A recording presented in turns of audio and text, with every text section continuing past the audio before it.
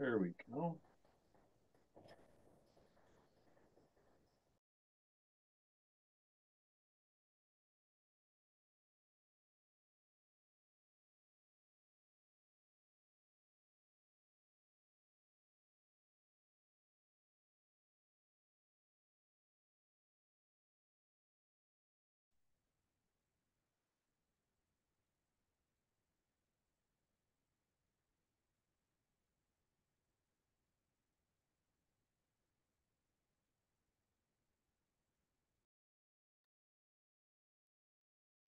All right, I know we've got a couple people still joining us, but out of respect for your time and appreciation for you joining us today on this Wednesday to our Pool and Hot Tub Alliance Workforce Development Program Apprenticeship Program webinar. Thank you for joining and thank you for participating today. A couple quick things. If you haven't heard, this webinar is being recorded. That is just for posting to the website afterwards for folks that could not attend today. No other purposes. We do have on the lower side the opportunity to ask questions from the chat box. You can direct that question directly to me, which I will keep you anonymous. We will also have a Q&A session at the end of this presentation. We encourage you to ask questions throughout and certainly at the end. If you want to post a question to anyone in the group, you can certainly type that into the chat box as well. And we will try to address those questions as we go through this presentation. Again, I encourage you to engage, ask questions, share stories. Don't be shy. We're here to talk about the apprenticeship program as part of PHTA's overall workforce development program, which hopefully everyone has seen our new workforce development website. It's workinaquatics.com. If you haven't, definitely check that out. Just as a plug for our members here on the call, as members, you get to post jobs to our job board, which is part of that workforce development website for free. So take advantage of that great member benefit. All right. Well, if you don't know me, my name is Seth Ewing. I'm the Director of Membership Programs and Services here with Pool and Hot Tub Alliance. And it has been my pleasure to work with our guest on the call today from the Institute of American Apprenticeships, who are our experts and who you'll meet here in just a few minutes. But they are so key to the development and implementation and launch of our apprenticeship programs and are just a wonderful resource. So I'm so happy that they could join us today to talk about apprenticeships overall and to talk about our program and to answer your questions and provide more information overall. We're going to do start off with a quick knowledge check about what you guys know or feel about apprenticeship programs. So we've got a little new feature here through Zoom where hopefully you can see on the screen a question: how familiar are you with apprenticeship programs overall? And this is just to get a little pulse of the group here. I myself was not too familiar with apprenticeship programs other than your standard labor union programs, and certainly not through associations, which it was so exciting to hear that we could do that, and which we have done here at PHTA. So it looks like a pretty good mixture of folks have at least some knowledge of apprenticeship programs overall. Now, the next question I've got for you, and I'm going to just share those results here for you so you can see what that makeup of that question was. The next question is, how familiar are you with the PHTA program? And let me pull up that quick poll here.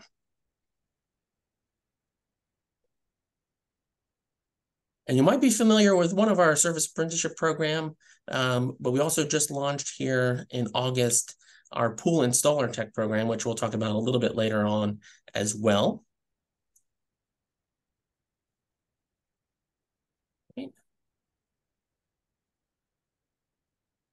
All right, looks like we got a couple people here, but a lot of people that don't know about. So thank you for being here and coming on to learn about that. And hopefully by the end of this presentation will have piqued your interest, and you will find that our program is a great fit for your company and for getting started and training your staff.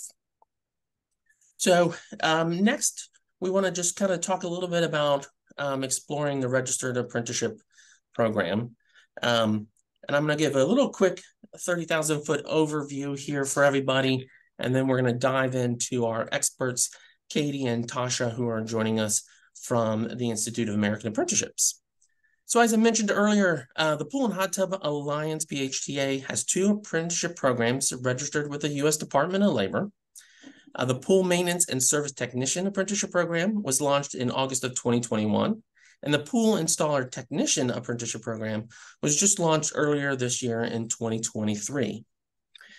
And our 2 programs were the genesis of the PHTA board, who, after hearing members' feedback, wanted to develop more of a pipeline and pathway for individuals to get into our industry and to provide a training pathway for you as employers to train your current staff or new staff and to recruit them into the industry by giving them an opportunity to see our industry as not just being pool boys or digging ditches or lifeguards, but that there are viable career paths in the aquatics industry and many different paths, whether it's construction or service. And we really wanted to help elevate the industry by bringing more education and training in a structured way to you as our members and employers to help you with the workforce challenge, which we've heard for a while has been certainly a challenge through COVID and continues to be a challenge now post-COVID. All right, well, let's jump in and hear from the real experts. I'd like to introduce Tasha and Katie from the Institute of American Apprenticeships. They have been our partners all along through this process, and we certainly couldn't have done it without them. Again, don't be shy. Ask questions here of this group. These are the experts. These are the folks that certainly I go to ask all the million questions, and they've always got the answers and ideas and suggestions. So again, thank you again for being on. And Katie and Tasha, I'll turn it over to you.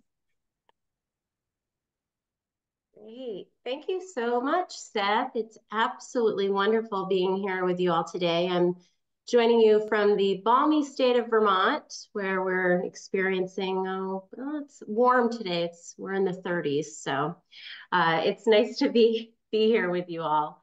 Thanks for inviting us to participate in this webinar to discuss registered apprenticeship. It's something we're really passionate about. IAA has been recognized as one of the leading organizations in the country for developing and designing apprenticeship and pre-apprenticeship programs, as being an apprenticeship intermediary, providing apprenticeship technical assistance, and also providing data and management and program support services to our partners.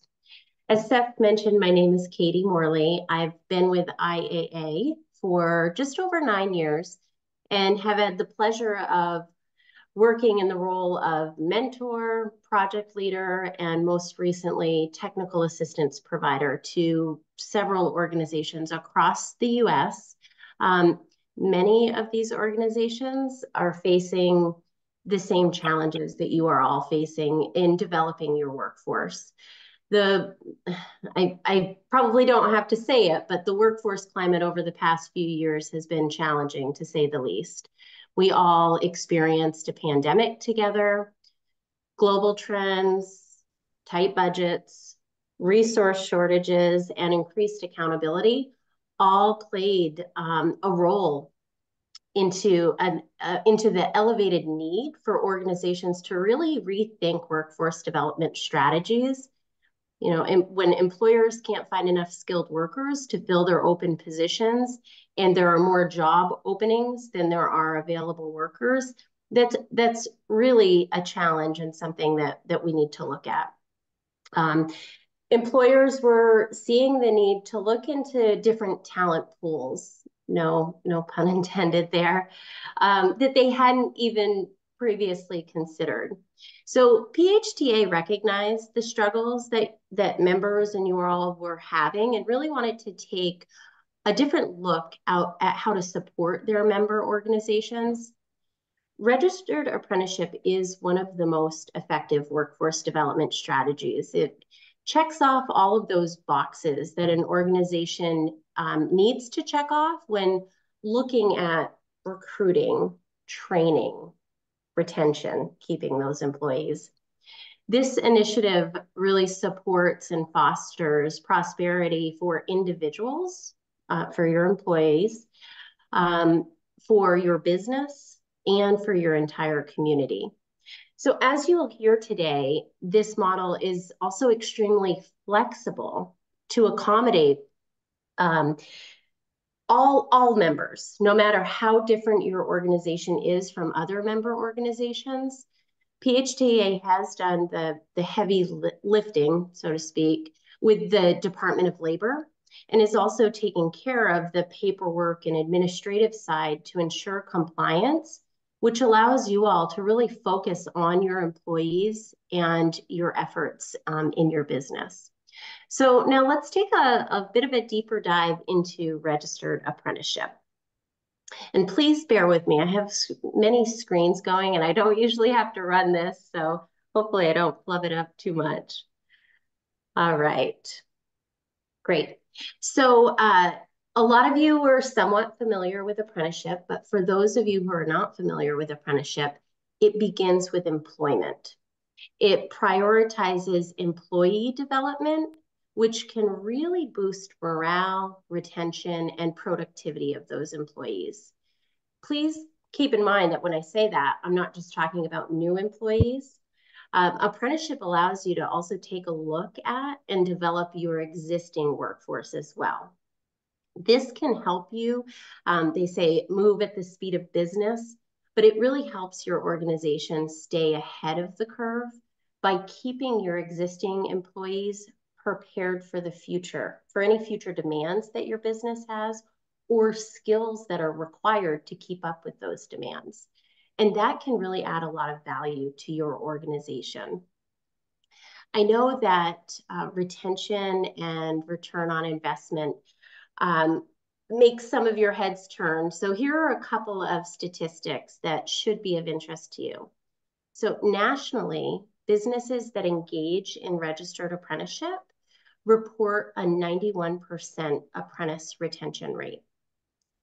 And in terms of return on investment, for every dollar that is spent on an apprentice, you get a return of $1.47. So those are just a couple of kind of statistics to throw into this information that you might find of interest. In a moment, Tasha is going to talk to you about the 5 core components or pieces of apprenticeship. And as she talks through those components, I know that some of you will be thinking, we already do this. And it's true. Many of the elements of an apprenticeship program are already being done in your organization. That's what makes this even more exciting. A registered apprenticeship with the U.S. Department of Labor really puts a nice wrapper around much of what you're already doing, and it creates structure, consistency, and it has the ability to professionalize the occupation and to really elevate the entire industry. When we talk about structure and standards, it all sounds pretty rigid, but registered apprenticeship is actually incredibly flexible to accommodate for the differences in employers. So Johnson Pools and Spas likely does not operate like Swimming Pool Service Incorporated. The apprenticeship program is customized to really meet the specific needs of the job and the employer, so each member organization. When we design apprenticeship programs, we start with the end in mind. It's all about staff development and what they need to learn in order to perform the job. This should give you a little peace of mind knowing that this can add some credibility to your organization and that your customers will know that your staff will do the job right and as you quoted it, with the workforce that has been trained specifically to to do the job. Every apprentice who completes the apprenticeship will also receive a nationally recognized credential through the U.S. Department of Labor. And finally, apprenticeship is your solution as an employer, as you'll see from the last arrow there. It has the ability to really change or enhance the culture of your organization by allowing you to build your workforce rather than buy employees. You can look at the potential in your candidates for employment rather than what is already on their resume. It provides opportunities for individuals who may not have had other opportunities for education or training, and really gives you back control over your own workforce. So now I'm going to turn it over to Tasha Choi, and she's going to talk you through some more specifics about the components and the benefits of apprenticeship. Tasha? Thanks, Katie. Hi, everyone. My name is Tasha Choi. I've also had the experience of being project leader, the mentorship, just as Katie has, and now delving into technical assistance as well, too. So with that said, let's go ahead and dive in, talk about the 5 core components of an apprenticeship program. What makes up an apprenticeship program?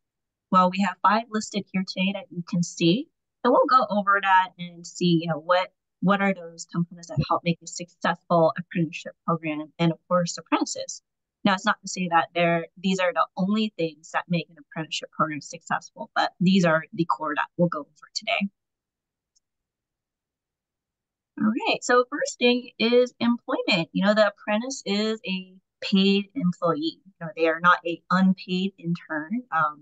Employers really are the foundation of every registered apprenticeship program. And the first component to consider is that the employer is a big part of the apprentices and apprenticeship itself, right? That involvement. Typically, apprentices are paid so that not only helps the apprentice, but it also helps establish a sense of belonging and commitment that they belong to your organization, your company.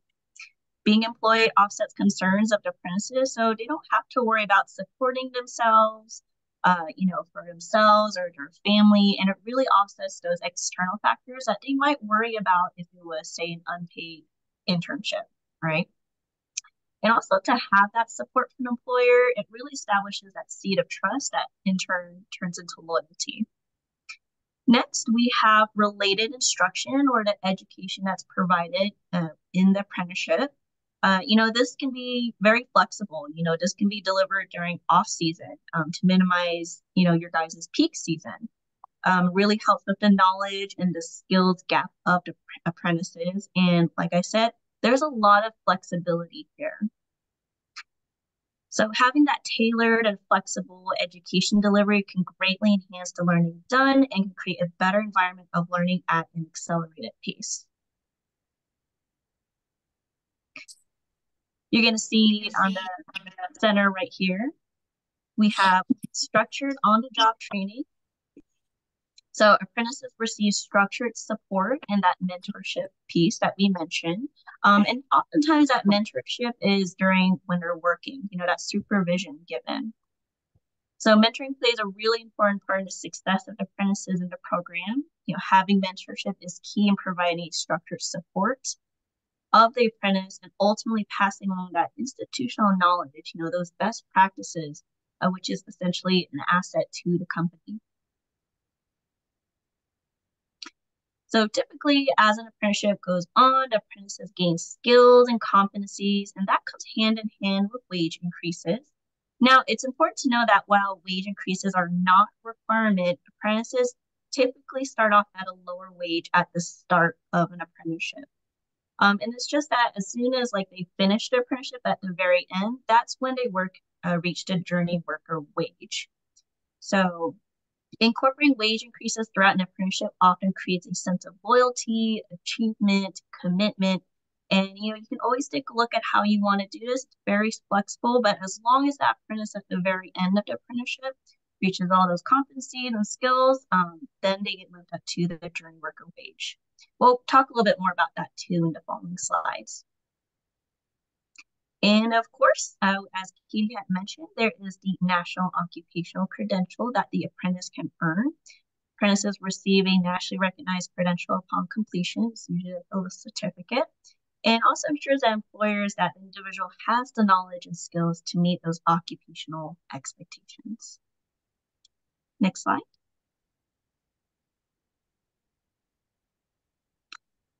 Okay, so benefits to employers, it's not just the, apprentices that get a gain from this, the employers do as well too. So PHTA is a driving interest, not only in careers in our industry, but careers that start with an apprenticeship. So as Steph mentioned, there are two apprenticeship programs, the pool installer tech and the pool maintenance and server tech program. These programs are nationwide programs as registered in the U.S. Department of Labor, and it is designed to help you recruit, build, and essentially retain a highly skilled workforce or the team that you'll have in your company. So how exactly does an apprenticeship benefit an employer? First off, it helps to build your workforce with employees who have this desired set of skills and knowledge that you pass down, that those are the best practices, and that those apprentices will carry on with themselves as they complete the program. Also means that as they gain these skills and these competencies that you have taught them, it's also going to make sure that they have the ability to perform the job well and with less errors as well. Because the apprenticeship itself and how it's formatted, it's very individualized. There's a lot of support in there. The apprentices are more likely to be more loyal to your company, and in turn, that can help with saving on recruitment and training costs. Apprenticeship allows for an opportunity for introducing a diverse workforce and can also open opportunities for new perspective and ideas. So when you do your recruiting, you might get someone that, oh, I never thought that we would, have these groups of people into our company. It's amazing. They bring new ideas, they bring those new relationships, and in turn, sometimes they bring other people who might be interested in an apprenticeship program that you offer. So this definitely helps to offset costs incurred for apprenticeship programs. Now, there are sometimes incentives too, in terms of tax breaks that you can use as long as you offer those apprenticeships. Seth can always talk more about that. Next slide, please. All right, so just to break it down a little bit more, the benefits to the apprentices. This is a really great opportunity for people who go into apprenticeships, right? So number one, the skill gains, specifically related to the occupational competencies, right? The apprenticeships that is offered. These apprentices gain the skills. It is a hands-on approach, which helps that knowledge settle in a more profound effect. Traditional learning, you maybe have your books, maybe it's just your computer, but apprenticeship is often in real time. You're doing it with your mentor. You're seeing it in action, right? Apprentices, like I said, are usually paid while they learn. It's a great benefit to apprentices, and like I said, offsets that financial concern externally. In programs I have done in the past, this has been so beneficial to the apprentices, as they don't have to worry about, I need to go now to my second job. I need to worry about this, or how am I going to support myself? When you bring that paid component into apprenticeship, they can solely focus on what is being taught. And they really put their all into it. And of course, mentorship. I know that we keep saying it, but it's such a key component. Often in learning environments, the learner has limited support. There's not often a person there to help you out, to teach you, best practices, what to improve on. Apprentices have support and direct contact with an expert in the field, which is your journey worker. Now, as mentioned before, that national credential, apprentices gain a national credential that credits their work. Depending on apprenticeship, they may earn other certifications as well as, if that is offered. And that's great because the apprentice takes that with them and it helps them build their career path as well too. And it's essentially a fast track pathway in advancement, right? They're establishing their career within your company. Hopefully they stay and then they want to, that loyalty keeps them there and, they have an awesome career path. Next slide.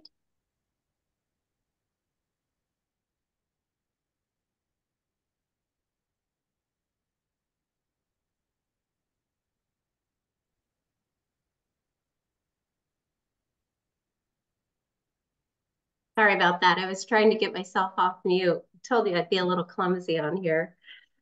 Oh, great. Thank you, Tasha. That was fantastic. And again, if there are any questions about any of the terms that we use, sometimes we get so lost in our apprenticeship world that we don't realize that it's different than like business language sometimes. So please, please feel free to ask that in the chat. We had a chance to speak with a couple of the member organizations to discuss some of the workforce development challenges that they were having. The three that rang through time and time again were recruitment, training, and retention.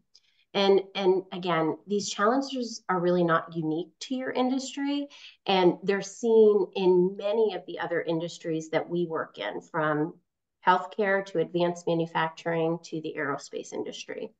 So let's spend a little time digging into these three areas to talk about how registered apprenticeship can be a solution for these challenges.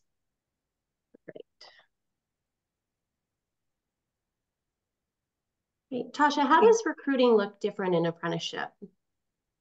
It can look very different. How does it look different, right? That's the question. Maybe typically how you look for your employees, you might go on a job board, maybe it's by word of mouth. Not to say that's not the case with apprenticeship as well too, but apprenticeship acts as a bridge between high potential talent and available jobs, right? Sometimes you're able to reach these apprentices who you might have never thought would be interested in a program like this or would be interested in this field, but you'd be surprised. You get a lot of different people be like, I want to do that, right? So it's all about looking at your workforce potential a little bit differently. Employers are shifting away from recruiting employees from typical perks, increased pay, office perks, remote work. That's just in general. And they're now instead honing in on to offering on-the-job training and education opportunities. Apprentices are a strong solution for employers who are looking for talent and job seekers who are looking for an opportunity to learn and develop. So the workforce is increasingly looking for skills as a proxy for employment over college degrees, right? There are so many ways now for people to enter a field, and it doesn't have to be their traditional route of schooling, right? And as we know, sometimes schooling can be very costly for people. So apprenticeship is a solution for people to gain a new career path as well as get paid. So apprenticeships level the playing field. They're built to be equitable, with employers paying for the learning, as we mentioned before, and it shifts their focus on potential rather than who can pay for their education. What considerations have been taken when looking for applicants who would be a great fit, right? That's what we think. Is it through traditional means like online job boards, word of mouth, as I mentioned? It might be worth a chance to investigate other pathways to find applicants. And in this way, apprenticeship offers that. That's great. And so I was actually looking again for some statistics as we think about looking at your potential workforce differently, looking in areas that perhaps you hadn't considered before because you were looking for the resume and not necessarily the potential. So as you think about how you can view your own recruitment efforts differently with this great apprenticeship opportunity, consider this. 36.6 million workers hold high churn, low wage jobs, fast food, retail. 10.6 million young workers have newly entered the workforce but do not have a bachelor's degree, which remains to be a challenge, that paper ceiling. So those are individuals who don't hold a degree and don't really have a pathway yet. 12.8 million underemployed college grads have jobs that do not gain on the skills that they gained while in college and have limited pathways to better employment. And 68 million mid-career workers are facing no further career progression opportunities and would be very well suited to transition into a new occupation or upskill within their own. So just something to think about as we start thinking about looking at recruitment a little bit differently. All right, Tasha, how is apprenticeship a training solution? Yeah, so with apprenticeship, an important component is that mentorship piece again, right? Identifying your mentors who have skills and experiences that display your company's best success, right? Think about that. Who comes to your mind the instant you read that, or as I say that, right? I'm sure there's someone that pops up for that. And it's really important to think that these are the people that are going to be, maybe with the company the longest, maybe they have seniority, or they're people that you just essentially trust. They have that knowledge and the skill set that they can pass down. These mentors, or, in our apprenticeship world, we call it journeymen or instructors are what will lead the apprentices to success and essentially that training component, right? Apprenticeship provides opportunity for people to learn differently and to get that ongoing feedback on the daily. So that mentor, that journey worker, they're there with the apprentice. They're there to see like, oh, hey, why don't we do it like this? Or, hey, let's do this a little bit differently, right? It really gets them to be like, okay, yeah, it's real time learning. It's real time gaining the skills, and it's real time making sure that that apprentice is going to be successful, right? Not at the very end, maybe a couple of months when you do a review. It's like, oh yeah, you maybe kind of lack right there. No, it's ongoing throughout the whole process. Um, and so time and education relates to instruction. We want to ensure that all apprentices are under supervision of that mentor. That's your qualified journeyman, their instructor, and they're going to provide that necessary diversified experience and training in order to train and develop that apprentice, right? We're really big on developing that apprentice to success in that occupation. So your mentors, the instructor, they're going to get to know your apprentices in a way that's unique. It creates individualized learning and experience and tailored daily feedback, as I mentioned. This flexibility of the individual, really caters to all learners, right? As I said, quickly pinpoints areas of strengths and focus on opportunities and training. And you give that training to them until they gain that full mastery of skills and competencies necessary on the job.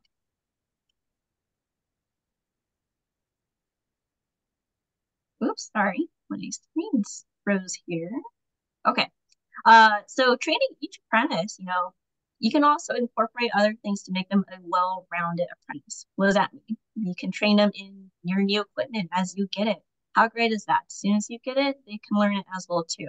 Materials and processes that come into play, you can train that while doing the apprenticeship. Other things, you can also incorporate training them in first aid, safe working practices, and of course, recognition of occupational health and safety hazards. Also including training in, discrimination and sexual harassment. When you put all of that in together while they're in their apprenticeship, they become such a well-rounded apprentice. And they keep all of that in mind, like I said, in real time. Next slide. All right, there we go. All right, and the third challenge was retention. So you've heard a lot of information already here, but we're going to highlight a couple of these statistics again. So 91% of apprentices retain employment after the completion of the apprenticeship program, and registered apprenticeship has a demonstrated 89% three-year retention rate. So now consider this, and this is an old statistic. I wish I had found a more recent one, but for the purpose of this, I don't think it's changed much, but this statistic came from 2016. 70% of college grads planned on leaving their job within the first 3 years. So apprentices recognize the investment that has been made in them, and it doesn't go unnoticed.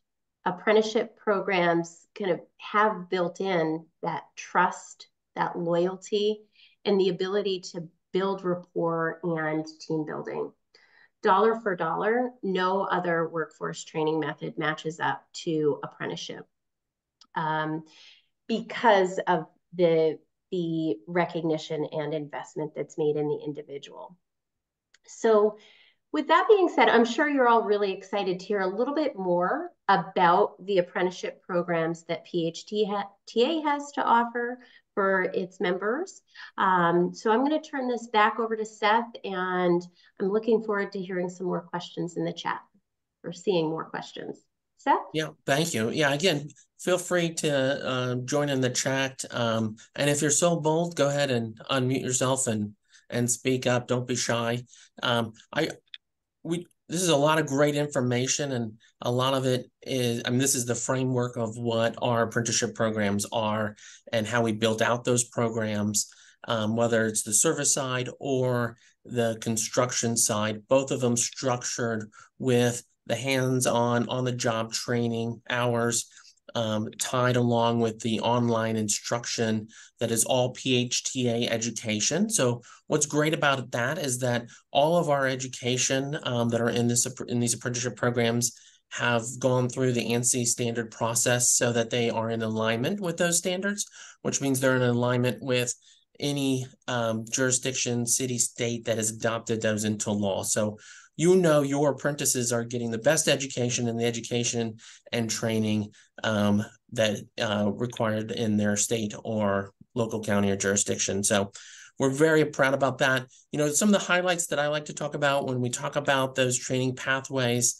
are the number of hours that they have, but taking that education and learning online, but then also bringing that out into the field, and just the amounts of education and training that is there as an open resource during their entire apprenticeship program. So, for example, if you're on the service side, there's the CPO, CMS, and CST certifications, Certified Maintenance Specialist, Certified Service Technician, and Certified Pool Operator. And just those 3 courses alone have such a wealth of information and training. Comes with all the manuals and workbooks that your apprentices have as well, and so many other courses that are tied into, as our team talked about, safety and water chemistry, all components that have and were driven by members like you when we were developing those programs. So, you know, the education and the training that are in these programs continue to be developed, as certainly as PHTA launches new programs, but everything is based on your feedback, based on our subject matter experts and our leaders telling us what they need, what their new employees need, what would be attractive to them as employers to train and elevate the industry. So I'd kind of like to point out right now 2 folks that have always been so awesome with their own employer training and have started to take on PHTA's education and training and implementing that into their existing programs. And I really just want to ask them to share their story, why education and training is important to them, and how they see this apprenticeship program being part of that and being part of that culture and fabric at their company. So I see him first, so I'm just going to ask Art Grace out there in Michigan if he wouldn't mind sharing his story here and why education is so important to you, Art. Well, first I got to ask you to unmute. There we go. Perfect. Thank you, Art. Excellent. I am excited about this apprenticeship program. We run an electrical apprenticeship program and the plumbing apprenticeship program here as well. My son is actually our master electrician. So he runs that program. He has 2 electrical apprentices, and we signed up with PHTA and now have our first pool construction apprentice. And I've got to say, so far, it's been an excellent way to develop new people in a market where skilled trades is shrinking far more rapidly than we can backfill with replacements. It takes time. I hate the word fast track, so I'm going to say, you know, realistically, as we have developed over the years apprentices, we find that it takes about 2 years to really get an apprentice to a point where they can self-perform consistent product reliability for us. So if we're plumbing a pool or we're putting, it takes them about 2 years to really grasp all the little innuendos that goes into pool construction. And so we start them typically in a very slow process and work forward. But here's what's happening. I am starting to, because I'm on a number of blogs around the country with various groups, I'm starting to get multiple cultures where, for example, Hispanic people have been in the gunite or shotcrete industry, and they have been a laborer and nothing more. And they want to do more. They want to learn more, but they haven't had an opportunity until I started talking about these apprenticeships to find out. And so I just had a conversation this morning with a gentleman in New York who's very interested in coming to Detroit. Now, he understands gunite and how to apply gunite and how to cut the edges, but nobody's ever taught him how to tie steel, how to form a pool, how to plumb a pool correctly and size it. And so I started sharing this with him, and he's excited. We're hoping to have an in-person interview very shortly with him. And we may bring him from New York to Detroit permanently to start a career that is a lifetime, as opposed to job by job by job. And, sorry, we're not shooting any shells right now. So, they either travel to the South, Florida, California, or they find a career path, and that's what they're starting to look for. And that's not the only group of people that we're seeing. So I think it's exciting to be able to finally offer a legitimate, forthright opportunity that, and here's the key, because it's Department of Labor authorized, that individual, should something happen and they have to move to another part of the country, their training is recognized nationwide. It's not just here in Michigan, it is all over the country. So that being said, it's very important for people to understand what we do and why we do this. And one last thing, I have personally, this has caused me to go back to school. The board here locally in Michigan challenged me to get the certified pool builder certification under my belt by the end of this year, which I just did in Las Vegas and passed.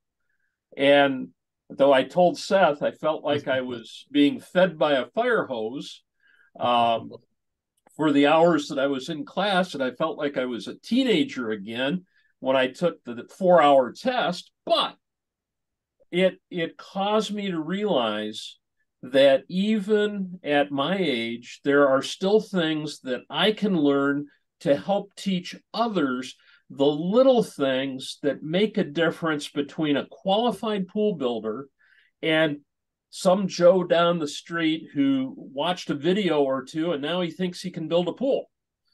And that's our difference. We are the certified pool builders around the country, and that's key. That's awesome. Thanks, Art. You hit on so many great points there. Thank you for sharing that story.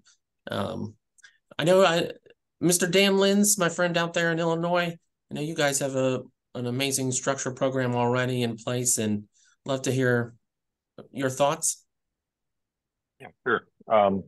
Can you hear me okay? Yes, sir. Yep. Okay, great. Education has been the core of our business for decades now. I've been in the industry for 35, 6, 7 years, something like that.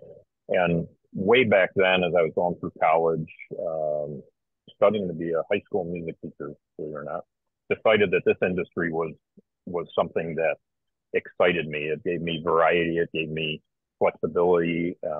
What it didn't give me was a good pathway and a good income.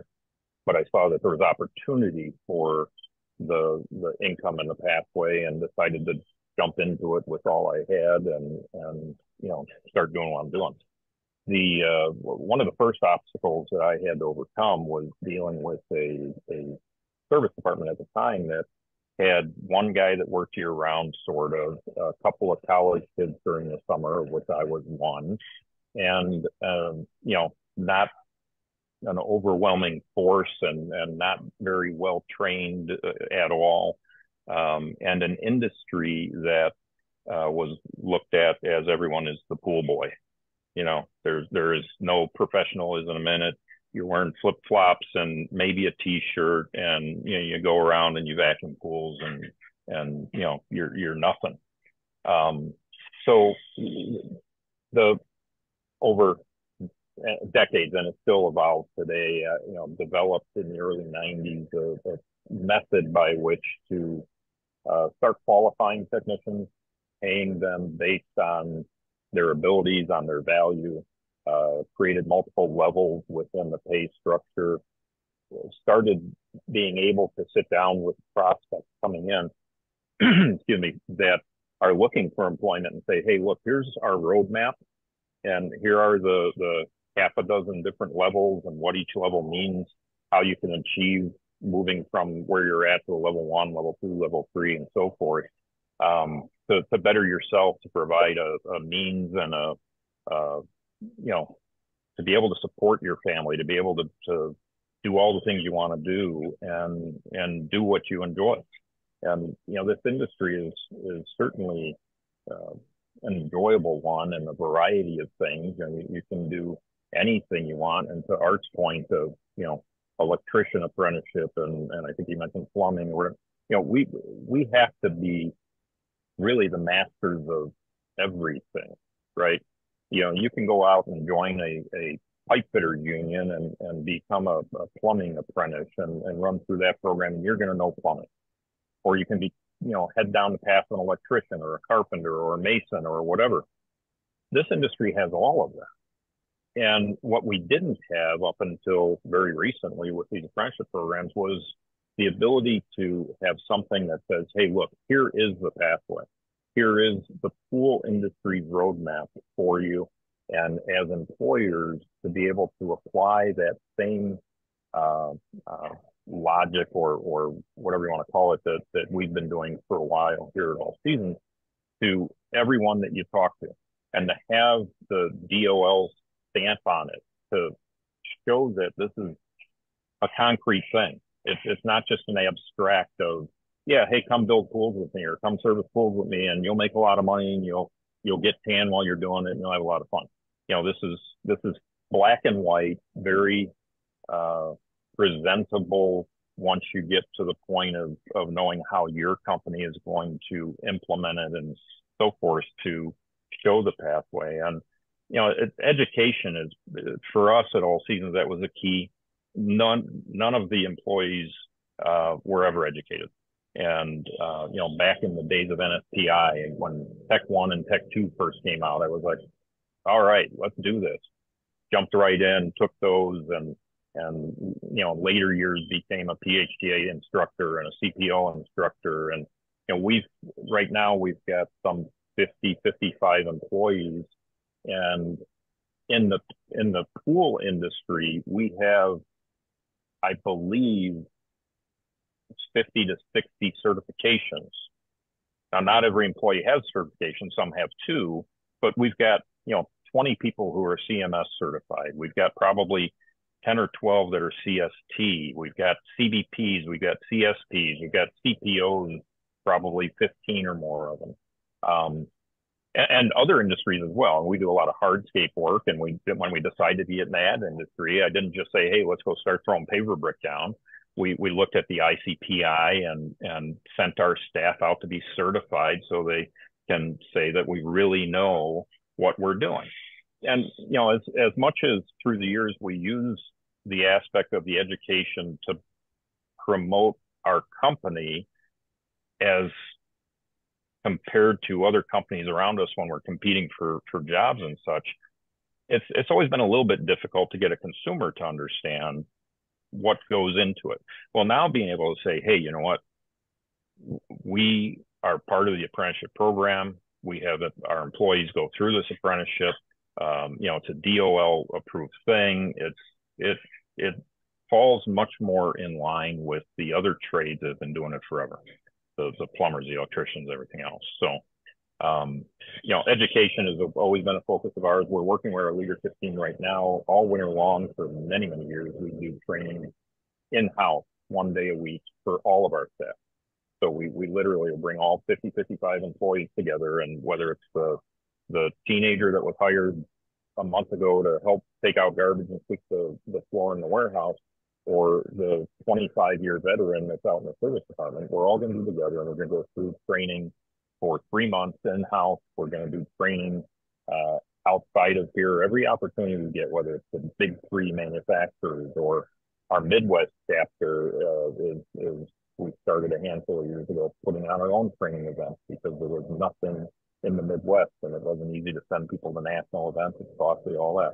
So focus on education has been at the core of my being forever, and it has elevated all seasons tremendously.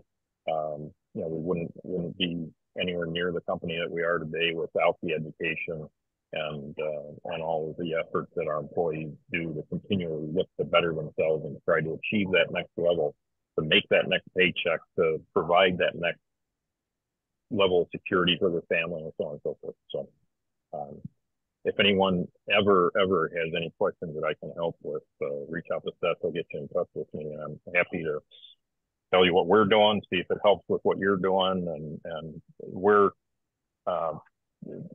not part of the apprenticeship program right now, but we will be within hopefully the next month.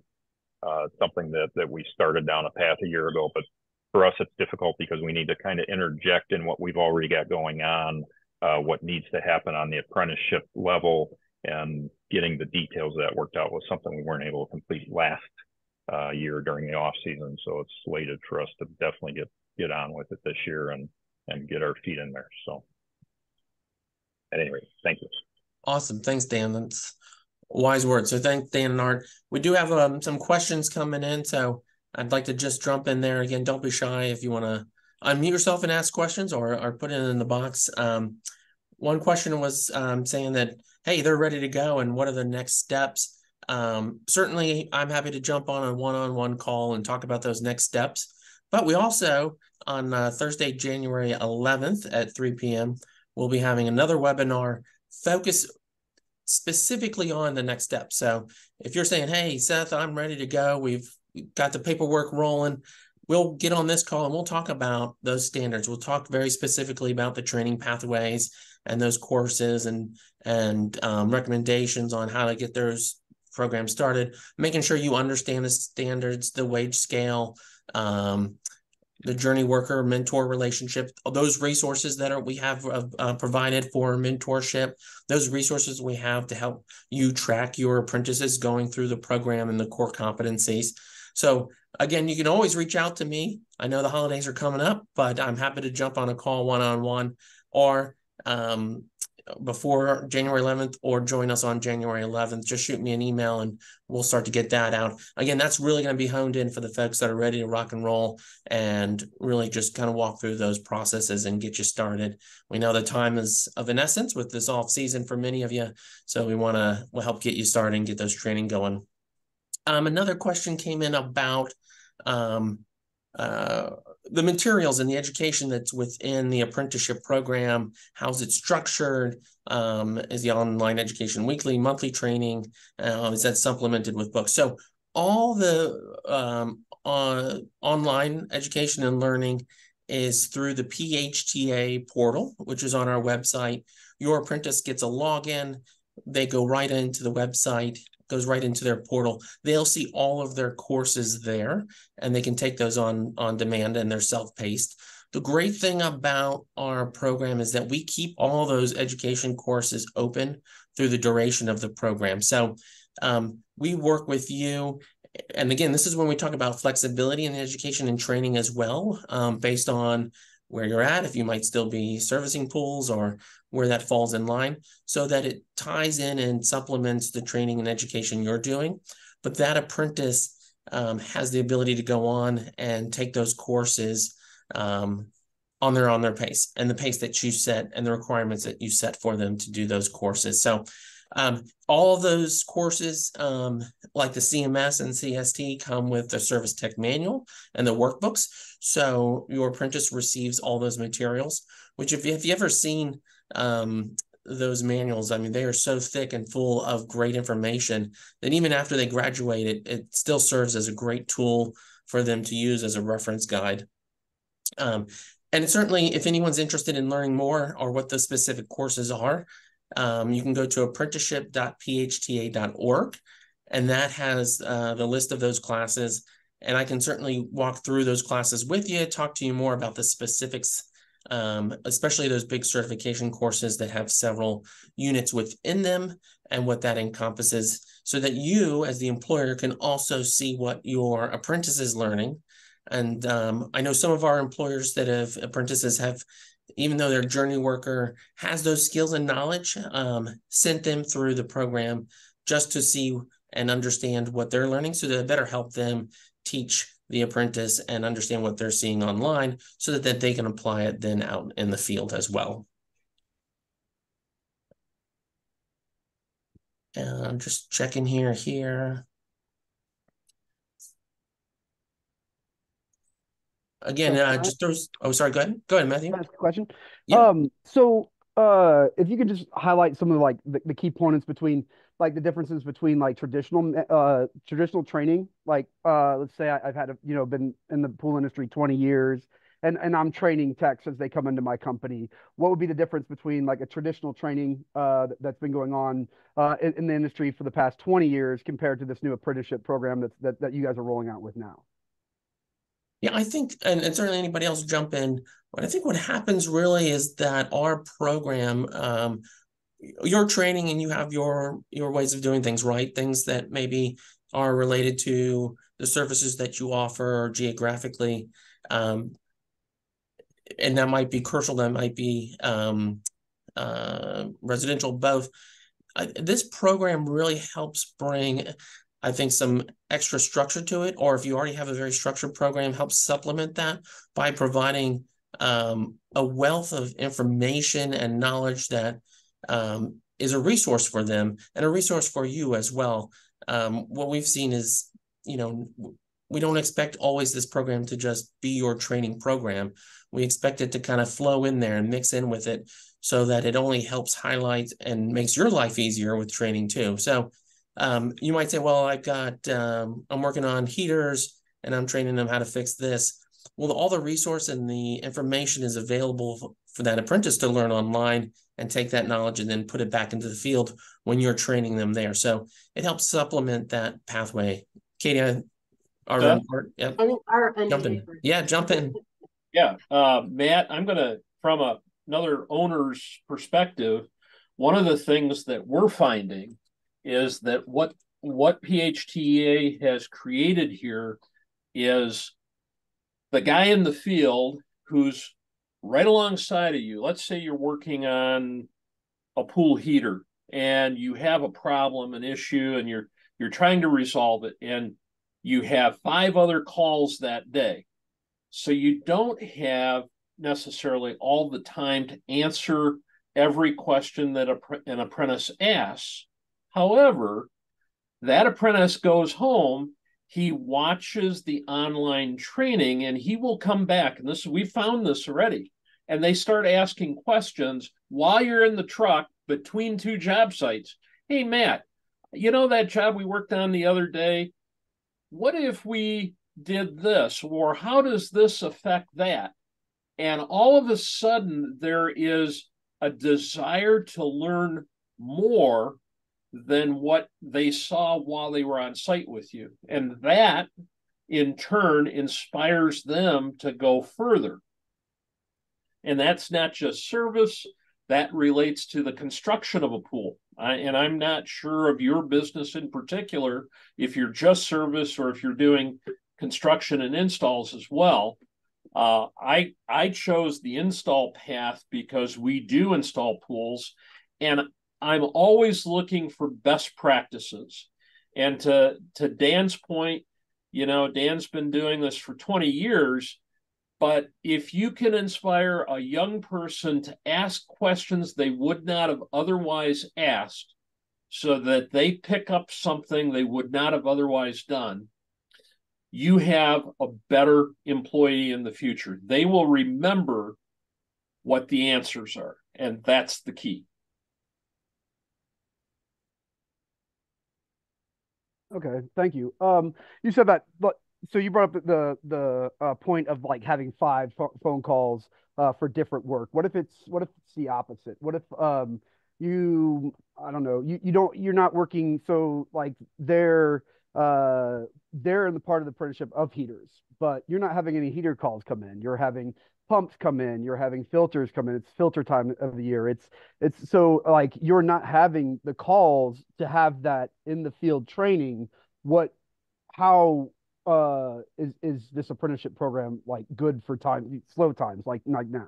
Okay, so the short answer to that is the apprenticeship program covers pumps, filters, heaters, all of it, and they can go and reference what you're currently working on.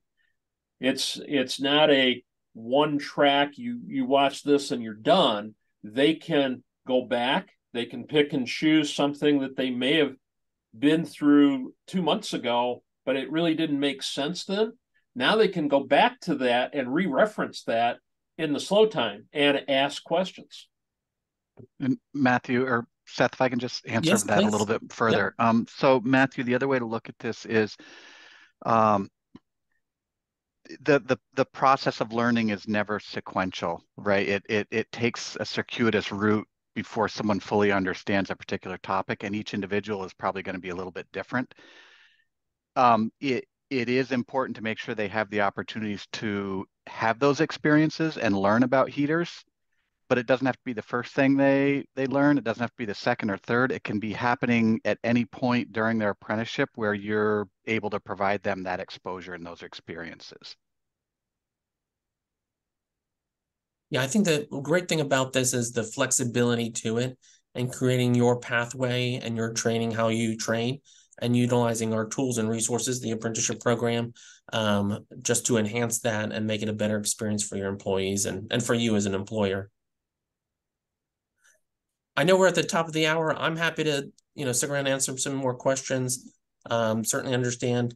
We've got some other questions that had come in, and obviously we understand people have to drop off, but you can reach out to myself and I'm happy to again set up calls. And we've got, again, you can see we've got a great group of experts here who can jump on those calls as well and help talk through the program and talk about next steps and talk about the training or pathways and how to best utilize those tools and resources in the apprenticeship program for you as the employer and to make the most of it. But then any other questions, feel free to unmute or reach out.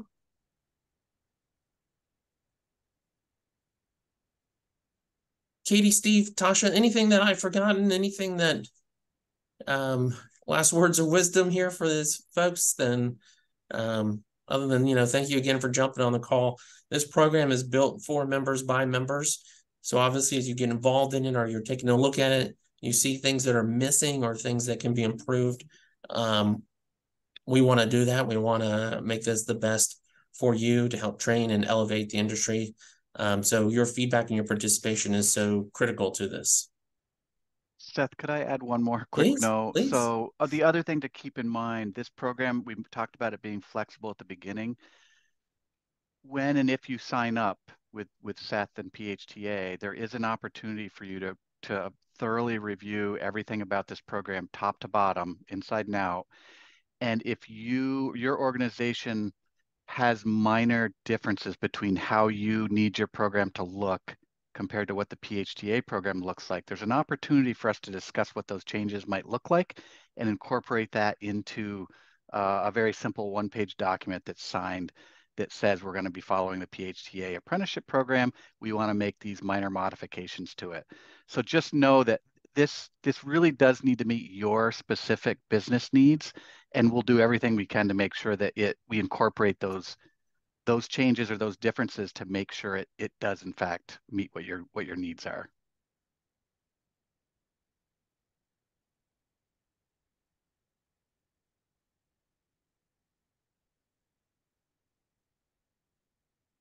Final call. Any other questions? If not, Katie, Tasha, Steve, thank you for joining the call and helping talk about this again. We will have this webinar on Thursday, January 11th. Reach out to me. We'll be going through and talking about the standards and more of the training and all these other opportunities. So if you're really interested and you're ready to get started, again, you can call me, email me. We'll talk and set up a time. Join us on this webinar. You can reach out to workforce@phta.org at any time about our workforce development program, about our apprenticeship programs, about anything PHTA. Feel free to call me anytime. Thank you again for joining us. This will be recorded, so don't be shy to listen again or follow up with questions.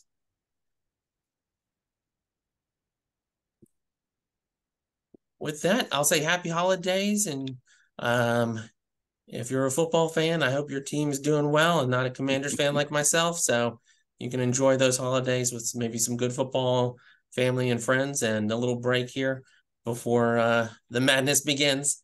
So thanks again for joining us. Thanks for being a member. Thanks for your interest in the program, and have a wonderful day. Thank you. Thanks, everyone. Thanks, everybody.